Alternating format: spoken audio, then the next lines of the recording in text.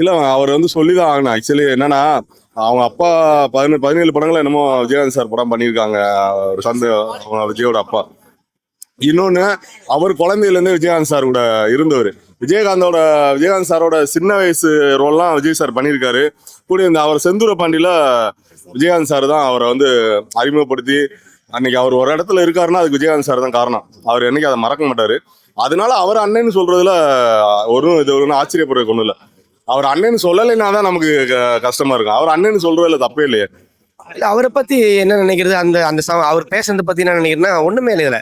என்னன்னா, சின்ன இளம் பருவத்துலேருந்து அவர் பார்த்தவர். அவரு புரட்சி இயக்குனராக இருந்த சந்திரசேகர் ஐயாவோட மகன் அவரு. ரெண்டு பேரும் ஒன்னா வச்சு படம் பண்ணியிருக்காங்க. அதனால எனக்கு நம்ம வெளியிருந்து பாக்குறோம். புரட்சி கலைஞர் கேப்டனை வந்து அவர் கூட இருந்து பார்த்தவர், அண்ணான்னு அழைச்சவர். இளம் பருவத்திலேயே வந்து நடிப்பு துறையிலையும் சரி, சினிமா ஃபீல்ட்லையும் சரி, இந்த அவங்க அப்பா இயக்கின படம் மூலமாகவும் சரி, அவங்க தொடர்பு உண்டு ரெண்டு பேருக்கும். அதனால அவர் வந்து உயர்வான நினைப்பாரு, உயர்வான சிந்தனை தான் உண்டு அவர் மேல. மரியாதைக்குரிய நபராக தான் பார்ப்பாரு அவரை. இது பர்சனலாக சொல்ல போனோம்னா, ஏன்னா ஒரு விஜய் வந்து அவர் சினிமாவில் வளர்கிறதுக்கு முன்னாடி கேப்டன் தான் ஹெல்ப் பண்ணி அவர் படத்தில் நடிக்க வச்சு மேலே கொண்டு வந்தார். அந்த ஒரு பாசத்தினால அவங்க ரெண்டு பேருக்குள்ள அண்ணன் தம்பி உறவு இருக்குது. இதை வந்து அரசியலாக்க வேண்டாம். இல்லைம்மா, தாவேக்கான்றதோட ஜென்ரலாக சொல்றதுக்கு எப்படின்னா, மக்களுக்கு நல்லது பண்ண யாரை வேணாலும் பிடிக்கும். இப்போ ஒவ்வொரு ஆட்சியை பார்த்துட்டு தானே இருக்கோம். அவர் என்ன பண்றாருன்னு பார்த்துக்கலாம், தப்பு கிடையாது. அதாவது இவர் பண்ணுவாரா, அவர் பண்ண மாட்டாரா? இப்போ கேப்டன் சாரே நிறைய பேர் நெகட்டிவாகவும் பேசினாங்க, பாசிட்டிவாகவும் பேசினாங்க.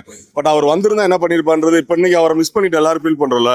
இந்த மாதிரி யாரையும் நம்ம மிஸ் பண்ண வேணாமே, பார்க்கலாம். அவர் மாதிரி விஜயகாந்த் சார் மாதிரியே நல்லது பண்ணா ஓகே. அவங்க சொன்னாங்கல்ல, மானசீக குருவா ஏத்துக்கிட்டா ஓகே. நாங்கள்ல விஜயகாந்த் சாரை நடிப்புலையும் மானசீக குருவா எடுத்துக்கலாம், அரசியலையும் மானசீக குருவா எடுத்துக்கலாம், அவரை எல்லா ரோல்லையும் மானசீகமா எடுத்துக்கலாம், கடவுள்லையுமே நான் மானசீகமா எடுத்துக்கிறேன். அந்த மாதிரி அவர் எப்படி வேணாலும் எடுத்துக்கலாம். அவர் எல்லாத்துக்கும் மேல அவரை சொல்லிட்டே போலாம். புகழ்ச்சி அவர் புகழ வந்து எப்படி வேணாலும் பேசலாம். தேங்க்யூ. இல்ல இப்போ அதாவது வந்து சட்டம் ஒரு இருட்டரை படம் மூலமா வந்து வெளியே வரும்போது புரட்சி இயக்குனர் இவர் இருந்தாரு, புரட்சி கலைஞர் விஜயகாந்த் இருந்தார். ரெண்டு பேரும் சேர்ந்து தான் பண்ணாங்க. எஸ்ஏசி சாரும் கேப்டனை சேர்ந்து தான் பண்ணாங்க.